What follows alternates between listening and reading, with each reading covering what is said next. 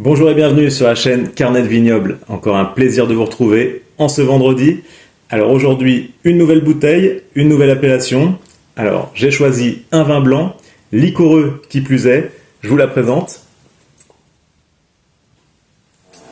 Alors il s'agit d'un Sauterne du Château Gravas, le millésime 2020. Alors Sauterne, cette appellation, ça se trouve où? Eh bien dans le Bordelais, juste là, dans les Graves. Et moi, ce que je vous propose, eh bien, c'est de me suivre. Allez, c'est parti.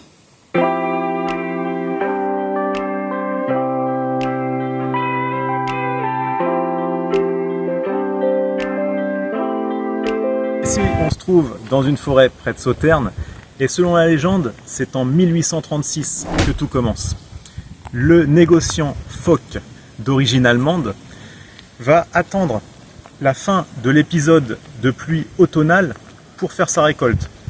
Et après donc la pluie vient le beau temps, et là il s'aperçoit que le raisin est atteint par un champignon, le Botrytis cinerea.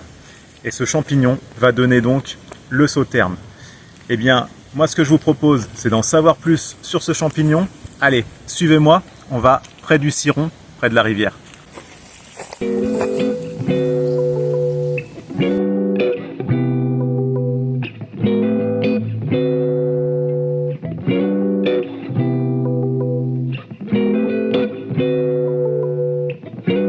Alors on se trouve au bord du Ciron, et là je vais vous parler de la pourriture noble, ou Botrytis cinerea.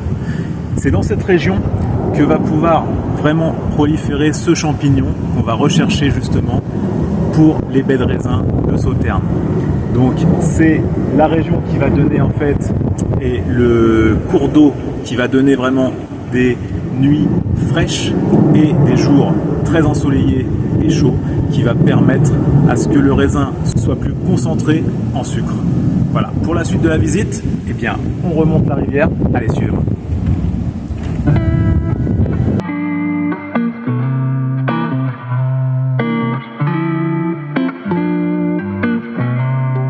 Alors voilà, on se trouve dans le village de Sauterne, et donc je vais vous expliquer d'où vient le nom Sauterne. Eh bien ça vient de deux mots latins, Saltus ternis, qui veut dire terre boisée. Alors maintenant, suivez-moi dans le village, c'est parti.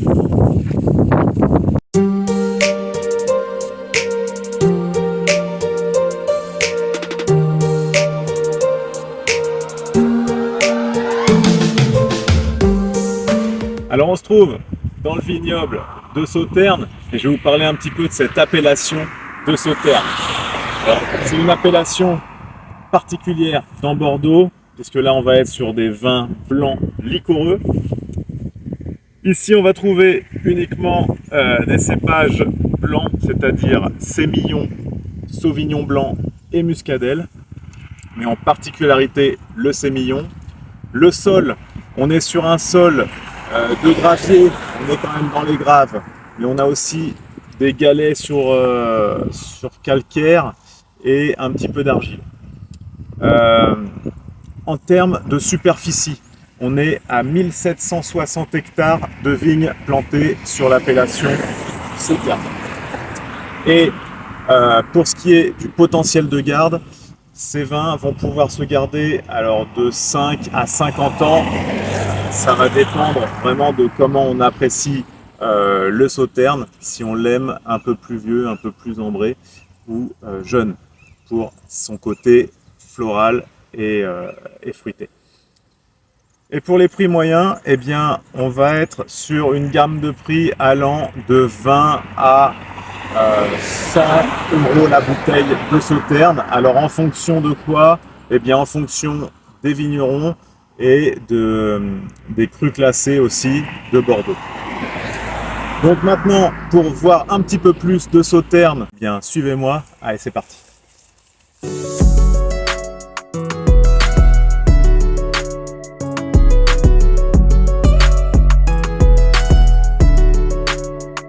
Alors, on se trouve dans le vignoble de Sauterne, et là, en ce moment, on est à mi-juillet et on va commencer l'effeuillage.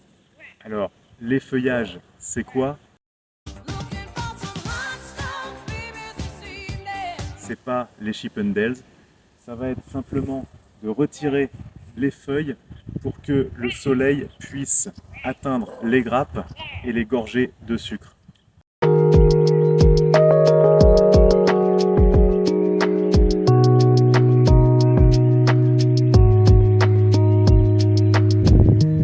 Alors, on est toujours dans le vignoble de Sauternes, et donc ici à Sauternes, la production est vraiment limitée. En effet, un pied de vigne va produire un verre de vin, alors que sur l'ensemble du vignoble bordelais, un pied de vigne pourra produire une bouteille. Allez, pour la suite de la visite, allez, suivez-moi.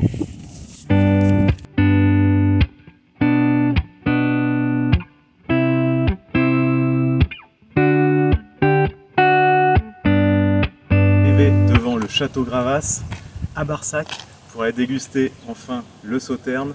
Allez, suivez-moi.